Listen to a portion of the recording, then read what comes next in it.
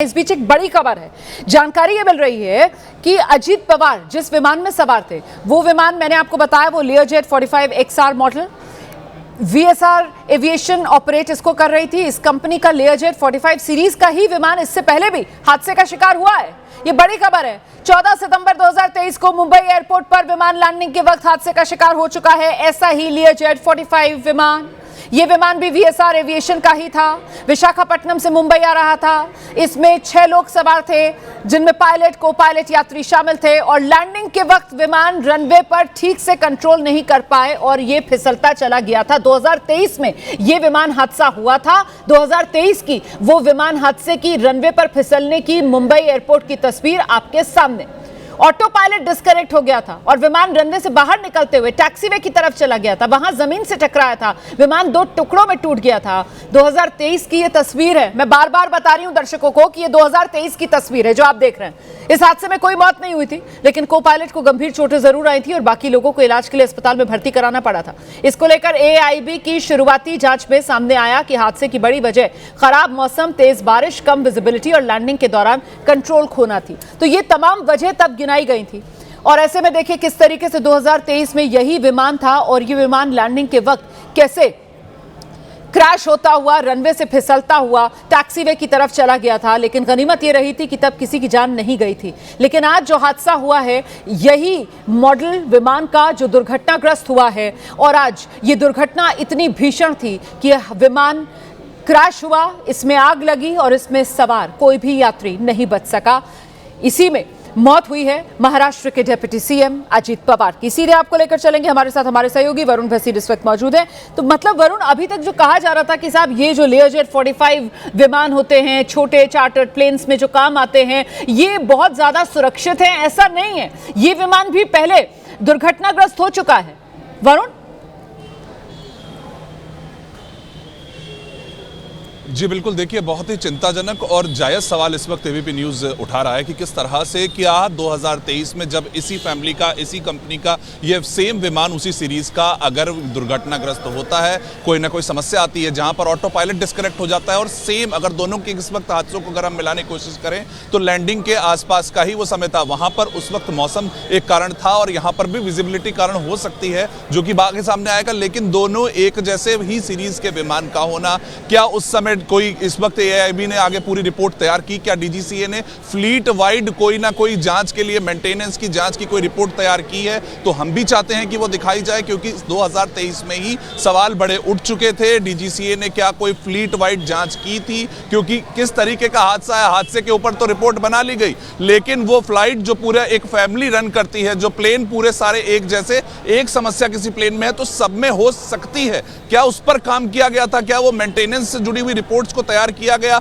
और क्या इनपुट आगे दिया गया था? क्योंकि अगर इस रिपोर्ट में आगे अगर पता चलता है कि प्लेन में भी तकनीकी खराबी हो सकती है तो यानी कि 2023 में उससे सीख ली जा सकती थी। बहुत से सवाल है, सवाल पूछना बहुत जायज हो जाता है क्योंकि एक ही फैमिली के हैं। यहाँ पर जो प्लेन है वो XR सीरीज है, लेयरजेट, जैसा कि आप रोमाना जी बता रही थी, तो यहाँ पर सवाल पूछना जरूरी है। जिस तरीके से अगर मुंबई में जब वो हादसा हुआ था तो वहां पर भी लैंडिंग के दौरान वो 2 हिस्सों में टूट गया था। अगर कोई प्लेन 2 हिस्सों में टूट रहा है, ऑटो पायलट लैंडिंग के दौरान, चलिए मौसम खराब है तब भी, लेकिन वो ऑटो पायलट डिस्कनेक्ट हो जा रहा है तो और ऑपरेटर भी यही ना, मतलब ये न सिर्फ ये मॉडल सेम मेक का विमान का, साथ ही साथ वरुण जो ऑपरेटर है, जो VSR है कंपनी, वो भी वही कंपनी जो इस विमान को ऑपरेट करवा रही थी जिसपे सवार अजीत पवार थे। तो मतलब कहीं ना कहीं ये कंपनियां किस तरीके से अपने विमानों की देखरेख कर रही हैं, क्योंकि जिम्मेदारी तो इनकी बनती है। सवालों के घेरे में ये कंपनी भी।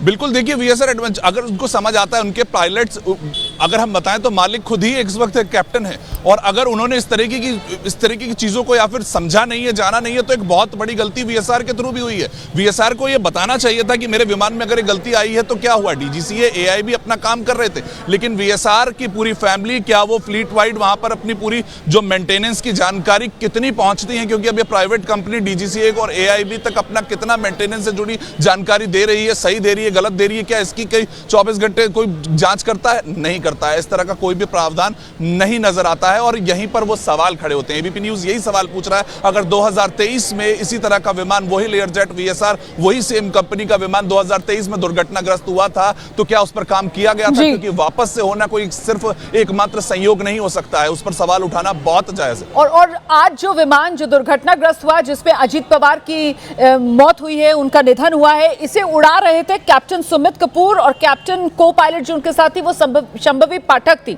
तो कुल मिलाकर इनके एक्सपीरियंस को लेकर क्या जानकारी मिल रही है? काफी अनुभवी पायलट दोनों।